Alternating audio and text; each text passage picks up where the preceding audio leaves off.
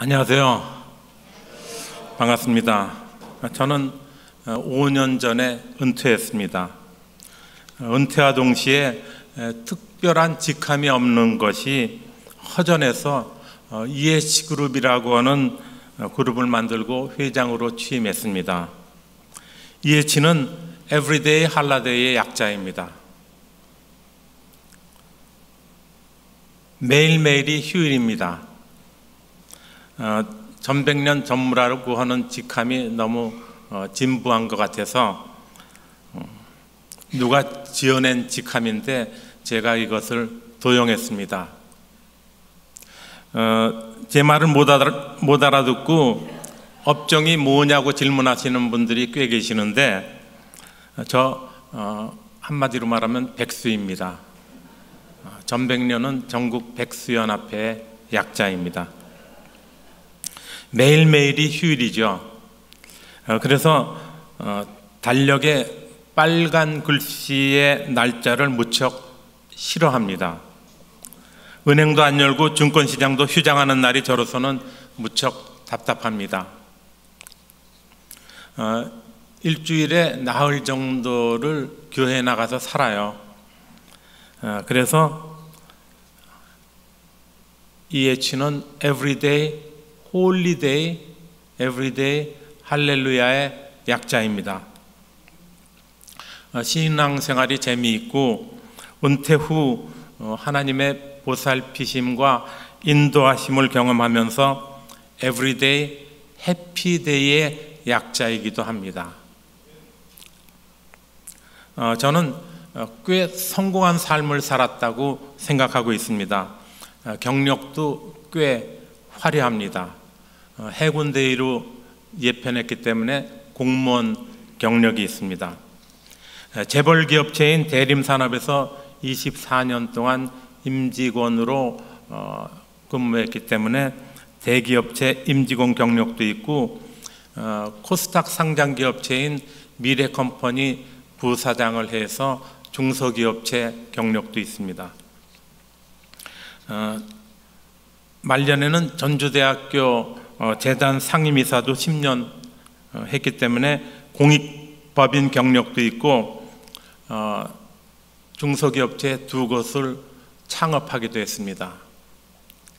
1,000원짜리만 파는 온리온이라고 하는 유통업체를 설립해서 겁없이 다이소와 경쟁해서 결국에는 문 닫고 말았지만 또 하나의 회사인 에버미러클이라고 하는 EM 제조업체는 우리 국민의 20%가 알고 있는 정도로 탄탄한 재무구조를 갖고 있고 15년 동안 계속 이익을 내고 있는 좋은 회사입니다. 혹시 여러분들 EM 아세요? 20% 안에 들어갈 수 있도록 제가 책을 가지고 왔습니다. 나가실 때 책을 한 권씩 가지고 나가셔서 EM에 대해서 아는 기회가 되었으면 참 좋겠습니다. 화려한 경력 뒤에 또 직장에서 2번이나 쫓겨나는 경험도 했습니다. 첫 번째 직장 대림산업에서 쫓겨나올 때는 굉장히 억울했는데 나중에 알고 보니까 제 밑에 있는 부하 직원이 우리 사주를 팔아먹고 도망가서 꼼짝없이 수억 원을 물어낼 형편이었는데 잘 피해 나온 결과가 되었습니다. 제 후임자가 대신 물어냈다고 들었습니다. 제가 창업한 유통업체에서 쫓겨나올 때도 마찬가지였습니다. 제가 나온 3년 후에 부도가 났는데요.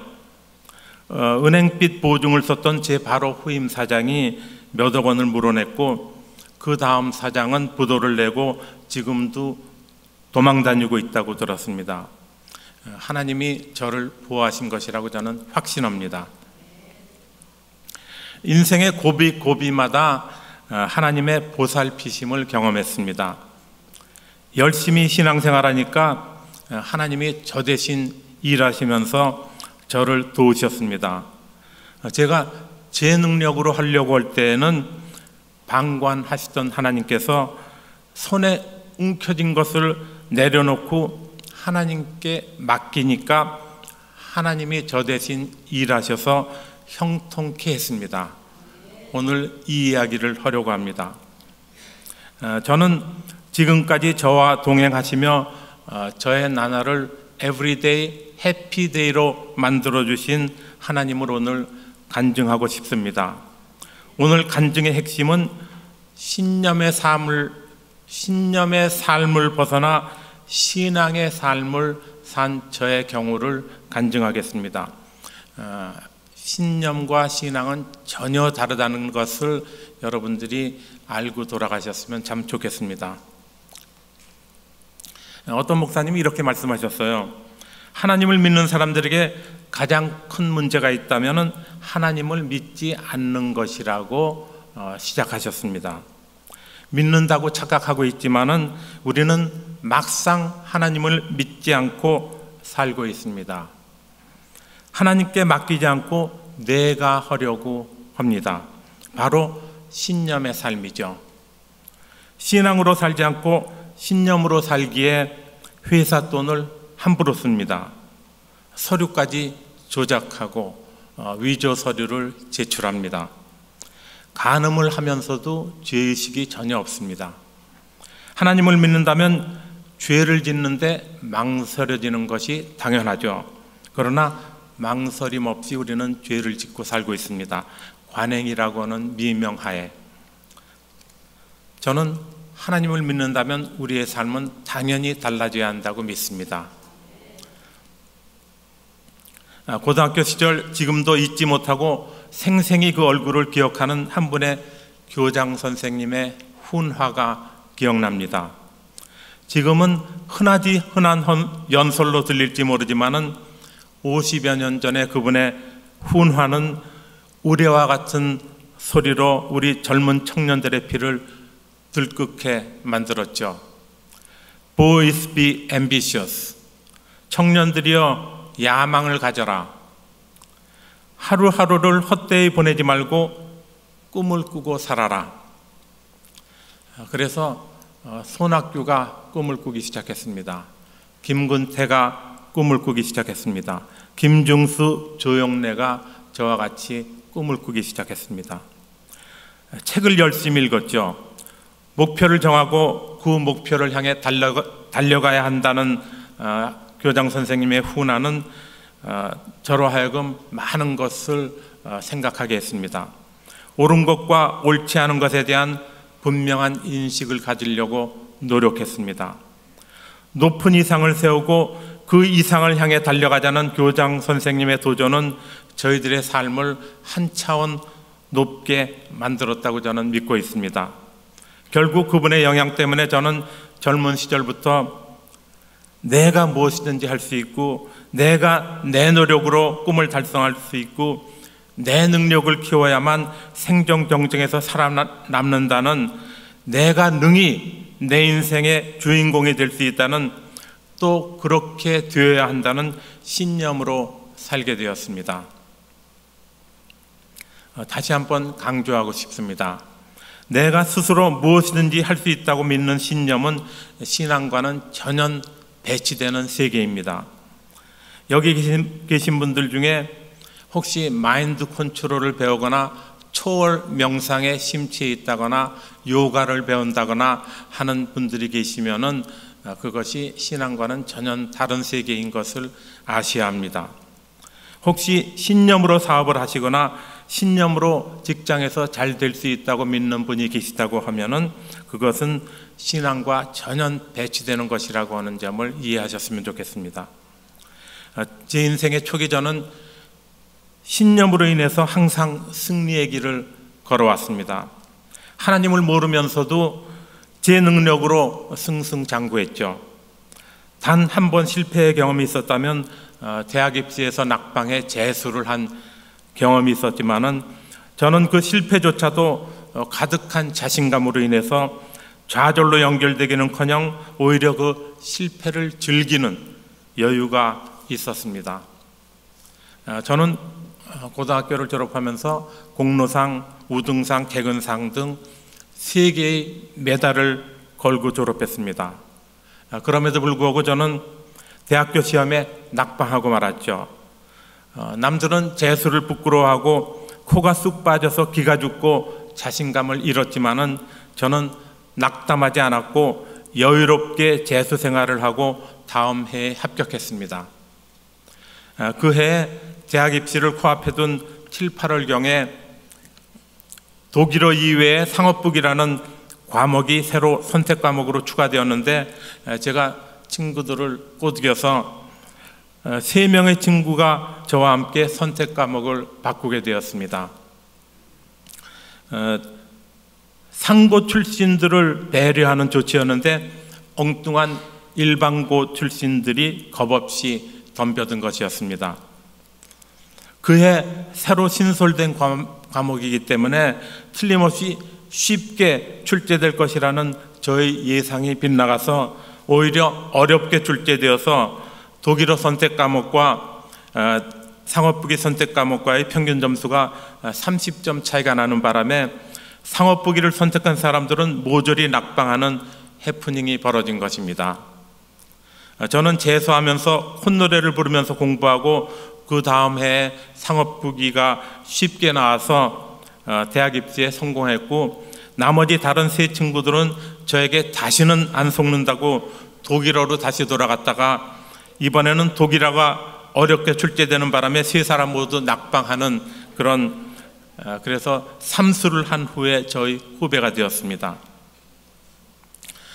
그런데요, 그 재수가 저로 하여금 제 아내를 만나는 기회가 되었습니다. 재수하면서 만난 친구를 통해서 아내를 만나게 되었고 아내로 인해 교회에 나가게 되었습니다. 결국 예수님을 믿고 구원을 얻게 된 후에 예수님으로 인해 내 삶의 초점을 하나님께 맞추면서 지금과 같은 행복한 삶을 살게 되었습니다. 저는 그것이 신념의 세계에서 신앙의 세계로 방향을 바꾼 계기가 되었다고 생각합니다. 만약 제가 재수를 하지 않았다면 저는 아내를 만나지 못했을 것이고 아내를 만나지 못했다면 저의 인생은 달라졌을 것입니다. 그 당시에는 해석되지 않았던 사건이 지나고 나서 돌이켜보니 모든 것이 하나님의 섭리 안에 있었습니다. 재수 시절조차도 인생의 쓴맛을 알아 고통하는 시간을 갖지 못한 저였습니다. 자기 자신을 돌아볼 기회를 찾지 못하고 자신감 넘치는 삶을 계속한 저였습니다. 그러니 매사에 저는 제 능력을 과신하고 제 주관대로 살았습니다. 하나님을 믿고 예수님을 구세주로 영접한 후에도 그분 중심의 삶을 살겠다고 말로는 떠들었지만은 저는 제 인생의 주인을 저로 알고 살았습니다. 오늘 제시한 빌립보서 2장 13절 말씀을 저는 매우 좋아합니다. 너희 안에서 행하시는 이는 하나님이시니 너희의 기쁘신 뜻을 위하여 너희로 소원을 두고 행하게 하시나니라고 하는 성경 구절을 참 좋아합니다. 우리가 하나님을 기뻐하면 하나님이 너무 좋아하셔서 우리 소원을 우리 대신 이루어 주신다고 하는 의미를 갖고 있습니다. 구약에도 동일한 내용이 있습니다. 시편 37편 4절은 여호와를 기뻐하라 저가 내 마음의 소원을 이루어 주시리로다 하는 성경 구절이 있습니다. 잠언 10장 24절의 말씀에도 있습니다. 악인에게는 그 두려워하는 것이 임하거니와 의인에게는 그 원하는 것이 이루어지리로다. 하나님을 믿지 않는 자에게는 두려움이 임하게 해서 그 두려움이 망치게 하겠다는 거고 하나님 잘 믿고 예수님을 잘 믿는 자에게는 그 마음속에 있는 꿈을 이루어 주신다고 하는 하나님의 약속의 말씀이죠. 저는 고등학교 다닐 때부터 꿈을 꿨어요. 대학교 들어갈 때 남들은 유행에 따라서 전공 과목을 선택했지만은 저는 사장이 되는 것이 꿈이었기 때문에 학력고사 점수에 따라 전공 과목을 선택한 다른 사람들과는 달리 소신과 꿈을 가지고 경영학과를 선택했습니다. 제가 어떤 삶을 살았냐 하면은 길을 걸어가면서도 저는 제 자신을 향해서 지금 몇 억 원짜리가 길을 걸어가고 있다 하고 자신에게 쭝얼거리곤 했었습니다. 50여 년 전에 몇 억 원은 지금으로 말하면은 50억 내지 100억 원의 대단한 금액이죠. 고등학교를 졸업하면서 저는 90점 인생을 달성하겠다고 하는 목표를 세웠습니다. 그리고 저의 목표는 하나하나 이루어져 갔습니다. 우리나라에서 제일 큰 석유화학회사에 입사해서 24년 동안 열심히 일했습니다. 진급도 빨랐고 누구에게도 경쟁해서 뒤지지 않았습니다. 술도 못 먹고 골프도 못 치고 바둑도 못 두는 제가 재벌기업의 모기업에서 임원으로 진급해서 4년 만에 이사대우 이사를 거쳐서 상무까지 진급했습니다. 그런데 그렇게 잘 나가던 제가 21세기를 코앞에 둔 1999년 어느 날 갑자기 회사로부터 어처구니 없는 사직 권유를 받게 되었습니다. 사장이 되고자 했던 저의 꿈이 와르르 무너지는 순간이었죠. 저는 사직 권유를 받기 2개월 전에 이미 유망한 중소기업체로 직장을 옮기기로 예약이 된 상태였고 다른 임원들이 모두 그 사실을 알고 있었습니다. 그럼에도 불구하고 사직 권유를 받게 된 것입니다. 하나님은 왜 아무 이유도 없이 불명예스럽게 회사에서 쫓겨나오게 하셨을까? 하나님께서 예비해 주신 새 직장으로 옮기기 전까지 2달 동안의 여유가 있었습니다. 그동안 집에서 많은 생각을 하게 되었습니다. 집 근처에 있는 탄천을 하루 2-3시간씩 걸으면서 깊은 생각에 빠졌습니다. 과연 나는 무엇을 향해 열심히 달려왔는가 생각하게 되었습니다. 나는 혹시 보다 중요한 것을 망각하고 오히려 보람 없는 일에 집착했던 것은 아닌가 생각하게 되었습니다. 90점 인생도 좋고 사장이 되고 돈을 많이 버는 것도 좋지만 나의 목표가 고작 남들보다 돈을 더 벌고 남들보다 더 출세하고자 하는 욕심에 지나지 않는다면 부끄럽지 않은가 생각하게 되었습니다. 90점 인생을 성공리에 살아올 때에도 저에게는 참 만족이 없었다는 생각이 들었습니다. 경쟁에서 낙오하지 않으려면 열심히 노력해야 한다는 당위성에 이끌려 살아왔지만은 불안했고 초조했을 뿐 진정한 평안이 없었음을 깨달았습니다. 물론 저는 그 당시 신앙을 갖고 있었습니다. 예수님을 알았고 거듭난 그리스도인이었습니다. 그러나 하나님과의 관계 속에서 나의 정체성을 확인하지 않은 나의 꿈, 나의 목표, 나의 이상은 내 욕심, 자기 만족을 위한 꿈에 불과했고 그 꿈은 결코 이루어지지 않았습니다. 손에 잡힐 듯 말 듯 잡히지도 않던 그 꿈을 제가 결국 포기하고 말았을 때에 그때야 비로소 하나님께서는 저 자신의 실존에 대한 명확한 그림을 보게 해주셨습니다.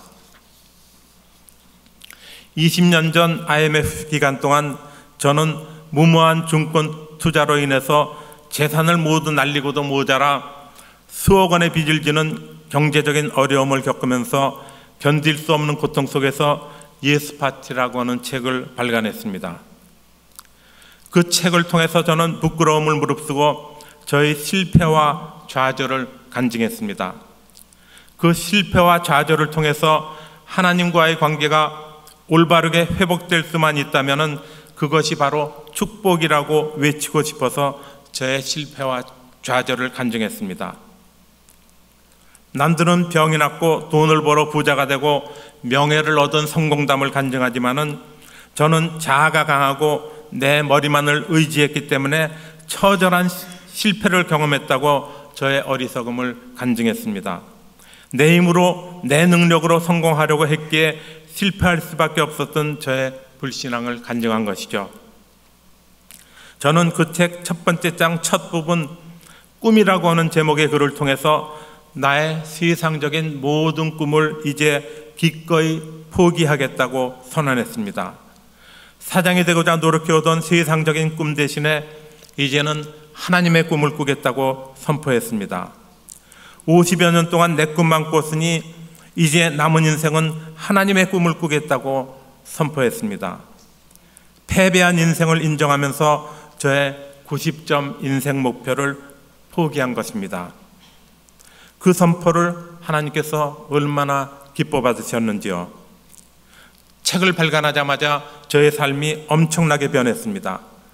유망한 중소기업체를 경영하는 사장이 저의 어떤 점이 마음에 들었는지 저를 만나자고 하여 같이 일하자는 제의를 한 것을 필두로 저의 세상적인 욕심, 추구하던 꿈을 포기했을 때에 하나님께서 친히 저를 손붙잡고 인도하신다고는 뚜렷한 증거를 곳곳에서 발견하게 되었습니다. 신기한 것은 제가 세상적인 꿈을 포기하겠다고 선언했지만은 그 후 하나님께서는 하나님의 꿈을 꾸기 시작한 저를 기뻐하시면서 제가 하나님의 일을 하는 동안에 저의 세상적인 모든 꿈을 이루어 주셨다고 하는 점입니다. 빚 문제를 기적같이 해결하여 주셨고 자녀들의 문제도 해결하여 주셨습니다. 사장이 되고 싶다는 꿈을 포기했지만은 하나님께서는 저로 하여금 2개의 중소기업체를 창업해서 사장이 되게 하시고 그 사업체를 축복하여 주셨습니다. 제가 젊은 시절에 그 인상 깊게 들었던 Boys Be Ambitious라고 하는 명연설에는 사실은 중요한 한 단어가 빠져 있었답니다. Boys be ambitious in Christ 중에서 in Christ라는 문장이 빠져서 우리나라에 수입되었습니다. 이 말은 일본 삿포로 농업학교에서 클락이라는 선교사가 한 말을 일본 사람들이 in Christ라고 하는 부분을 쏙 빼고 젊은이들에게 가르쳐 준 것입니다. 클락 선교사가 한 말인데 닥터 클락 그리고 클락 박사가 한 말로 우리나라에 알려져 있습니다. 가장 중요한 부분이 빠진 채 알려진 것입니다. 그분은 바로 선교사였습니다. 예수 그리스도 안에서 큰 꿈을 가진 자만이 승리하는 것인데 우리는 예수 그리스도를 싹 빼고 꿈만 꾸면은 성공한다고 지금 착각하고 있습니다. 하나님 안에서 꾸는 꿈만이 진정 값진 것인데 저는 그것을 모르고 제가 모든 것을 할 수 있다고 착각했던 것입니다. 저의 실패를 통해서 제가 예수 그리스도 안에 있기는커녕 내 신념 안에 갇혀 있는 것을 깨닫고 내 힘으로 모든 것을 이루려 발버둥 쳤다는 어리석음을 깨닫고 내 능력, 내 머리를 포기하고 내 경험을 포기하고 하나님께 맡기기 시작하자 비로소 하나님은 저의 꿈을 이루어 주시기 시작했습니다. 그렇습니다. 예수 그리스도 안에 있는 자가 꿈을 이룬다고 저는 확실히 믿습니다. 성경의 약속입니다. 예수 그리스도 안에 있다는 것은 나를 포기하고 하나님이 기뻐하시는 방향으로 서는 것입니다. 저는 주제넘게도 여러분들에게 몇 가지 권면의 말씀을 드리고 싶습니다. 제 나이가 72살이거든요. 권면의 말을 할 수 있는 나이라고 생각해 주시고 잘 들어주시기를 부탁드립니다. 저는 여러분들이 여러분의 신앙생활이 올바른 방향을 향하고 있는지 점검하시기를 권면합니다. 하나님께 향하지 않고 나를 향해 달려가고 있다면 돌이키시기 바랍니다. 내 쾌락을 추구하고 있거나 하나님이 기뻐하시지 않는 죄를 짓고 범죄하고 있다면 돌이키시기를 권면합니다. 신념은 또 다른 우상숭배입니다. 내가 할 수 있다고 믿는 신념은 신앙과 매우 유사하다고 착각하기 쉽지만은 아닙니다. 20여 년 전 조엘 오스틴이라고 하는 목사님이 쓴 긍정의 힘이라고 하는 책이 100만 부 이상 팔려나갔지만은 뜻있는 목사님들의 지적으로 인해서 스테디셀러로 정착하지 못했습니다. 여러분들이 잘 아시는 LA 지역의 유명한 크리스탈 수정교회에 세우셨던 로버트 슐러 목사님이 한때 신념의 힘이라고 하는, 신념의 마력이라고 하는 그러한 설교를 하시면서 잘 나가셨지만은 그 크리스탈 교회는 쇠망의 길을 걸어 지금은 천주교에 팔려 관광지로 전락했다고 합니다. 할 수 있다 하면 된다, 저는 그렇게 생각하지 않습니다. 내가 하려고 하면 실패합니다. 반드시 예수 그리스도 안에 있어야 성공할 수 있습니다. 믿음과 행함의 균형을 이야기합니다. 구제, 봉사, 선행 등을 행함으로 이해하고 있습니다. 그러나 행함에는 보다 근본적인 행함이 있는데 바로 믿음의 행함입니다. 하나님을 믿는다고 하면서 자기 자신을 믿는 것 불신앙입니다. 믿는다고 하면서 불안하고 초조하고 불안과 초조함을 매일매일 적금 들고 사는 우리의 삶, 그것은 믿음이 아닙니다. 하나님을 믿는다고 하면서 하나님과 아무런 관계가 없는 삶을 살기에 횡령이나 탈세를 하는 것입니다. 나를 믿기에 부적절한 관계를 끊지 못하는 사람들 있습니다. 하나님이 보고 계시는 것을 믿지 않기에 법인카드 함부로 사용하는 죄를 짓는 것, 이제는 끊어야 합니다. 나를 믿지 마십시오. 나는 결코 믿을 수 있는 대상이 아닙니다. 여러분이 지금 만약 부정한 방법으로 돈을 벌면서 승승장구하고 있다고 하면은, 지금은 승승장구하고 있다 하더라도 여러분들이 반드시 하나님의 사람이라고 하면은 하나님께서는 언젠가 그 문제로 인해서 여러분들을 다루실 것이라고 저는 확신합니다. 승승장구는 순간입니다. 정직하게 사시기 바랍니다. 성실하게 사시기 바랍니다. 하나님의 뜻에 합당하게 사십시오. 하나님을 만홀히 여기지 마십시오. 11조는 하나님을 믿는다는 나의 결단의 증거입니다. 많은 교회들이 단위에서 복 받으라고 설교합니다. 그러나 복을 받기 위해서는 어떻게 살아야 하는지에 대해서는, 그 방법에 대해서는 가르쳐 주지 않습니다. 저는 확신합니다. 우리 기독교 교계의 교단에서 복을 선포하면서 동시에 삶을 선포해야 맞다고 생각합니다. 복 받는 비결은 간단합니다. 예수님을 잘 믿는 것이죠. 내가 예수님 안에 있어야 복을 받습니다. 내가 예수님 안에 있다는 것은 또 다른 행함을 의미합니다. 즉 성경 읽고 기도하는 삶을 살 때 하나님이 복을 주실 것입니다. 그것을 저는 개인 예배라고 생각합니다. 개인 예배를 드리지 않는 분이 공동체 예배를 아무리 잘 드린다 한들 그 예배를 하나님께서 기뻐 받으실 것이라고 생각하는 것은 의문이 있을 수 있습니다. 초신자일 경우에는 가능합니다. 그러나 여러분들이 오랫동안 교회를 다녔는데 성경 읽고 기도하지 않는다고 하면은 하나님께서 이렇게 말씀하실 것입니다. 구약에 나와 있는 말씀입니다. 너는 내 마당만 밟고 있구나. 언제까지 그런 신앙생활을 하겠니? 저의 간증을 이제 정리하겠습니다. 신념은 신앙과 전혀 배치되는 세계입니다. 우리 믿는 자들은 나를 믿는 대신 하나님을 제대로 믿어야 삽니다. 하나님을 믿는 자는 죄에서 떠나야 삽니다. 하나님은 거룩하신 분으로서 죄를 싫어하시기 때문에 드리는 말씀입니다. 우리가 제대로 믿으면 하나님은 우리 마음속에 소원을 일으키시고 그 소원을 이루도록 도와주실 것입니다. 하나님을 기뻐하면 하나님은 우리 믿는 자들을 반드시 형통케 하실 것입니다. 여러분들 힘드십니까? 잘 믿으십시오. 어려움이 많으십니까? 잘 믿으시기 바랍니다. 그분이 해결해 주실 것입니다. 지금 행복하십니까? 더욱더 잘 믿으시기 바랍니다. 이 세상은 보이는 세계가 있고 보이지 않는 세계가 있습니다. 보이지 않는 세계가 보이는 세계보다 훨씬 더 큽니다. 보이지 않는 세계를 아는 것이 경쟁력입니다. 보이지 않는 세계의 으뜸은 너무 커서 보이지 않는 하나님의 세계입니다. 하나님의 세계를 아는 것과 모르는 것은 하늘과 땅의 차이, 죽음과 생명의 차이라고 하는 것은 교회 나오시는 분들이 잘 아실 것입니다. 이 하나님의 세계를 소개하는 책이 예스파티라고 하는 저의 간증집입니다. 반면에 너무 작아서 보이지 않는 미생물의 세계가 있습니다.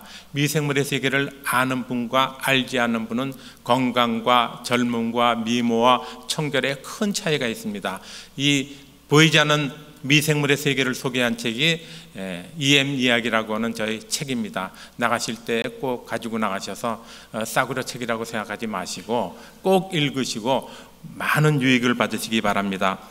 기도하겠습니다. 하나님 아버지, 우리 믿는 자들이